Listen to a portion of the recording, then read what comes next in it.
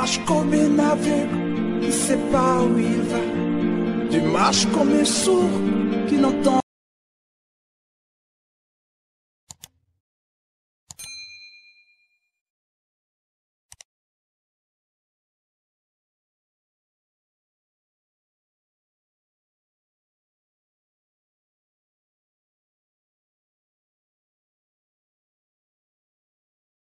Bien-aimés dans le Seigneur, bonjour, bonsoir, selon les différentes heures que vous êtes en train de nous suivre. C'est toujours moi, votre humble serviteur, le docteur Véracité KTN. Parlons de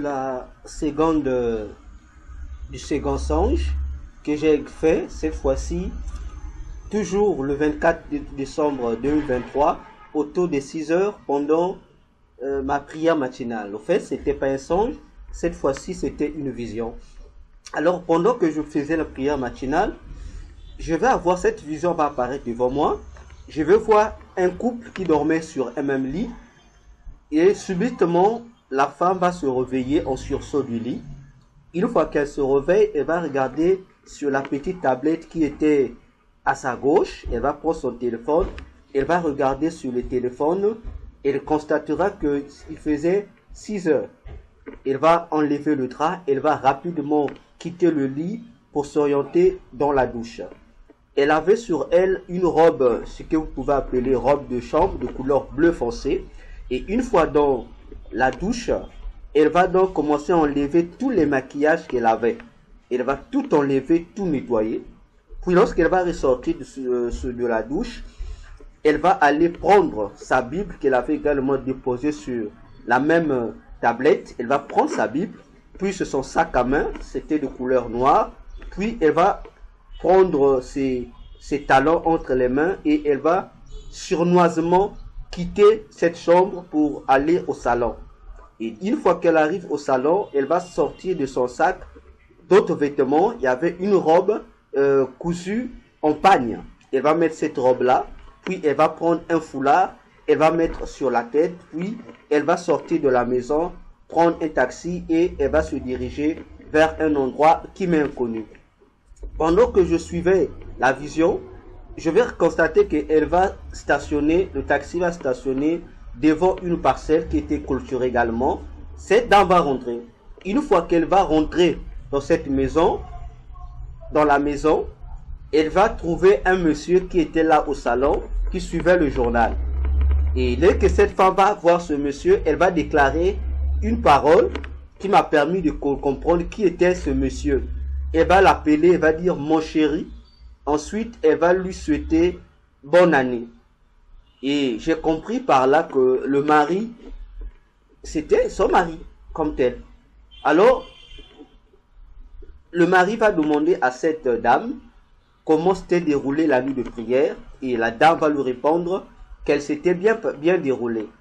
Alors, pendant que la dame causait avec son unième mari, permettez-moi l'expression, il y a un démon qui va rentrer par la cuisine. Et ce démon avait la forme d'un gorille. Le démon va rentrer par la cuisine jusqu'à arriver devant la porte d'entrée du salon. Il va se mettre là et le démon va prendre son temps à observer le couple qui est en train de converser. À un moment donné, comme par curiosité, cette dame va se regarder au niveau de l'entrée du salon et son visage va se fixer avec celui du démon gorille qui était là. Du coup, elle va crier, puis elle va tomber, elle va s'évanouir. Le mari va se lever, va essayer par tous les voies et moyens à la réanimer, mais en vain, elle ne se réveillait pas. Alors, je vais voir ce démon gorille va se rapprocher du mari, mais le mari ne voyait pas ce démon-là. Et le mari va étendre sa main sur la femme qui était à terre, puis une main va sortir, cette femme va tenir la main du démon et le démon va sortir l'esprit du corps de cette dame-là.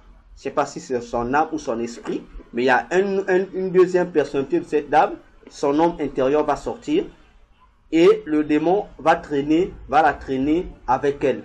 Mais lorsque cette femme, pourtant, elle avait sur elle cette robe en panne et un foulard lorsqu'elle va causer avec son mari. Mais lorsque son homme intérieur, son âme va sortir, ou son esprit, cet homme intérieur, l'esprit de cette femme, n'avait pas cette robe en panne, ni ce foulard, mais elle avait les mêmes vêtements avec lesquels elle se réveillait de l'autre lit avec cet autre monsieur, cette robe bleu foncé.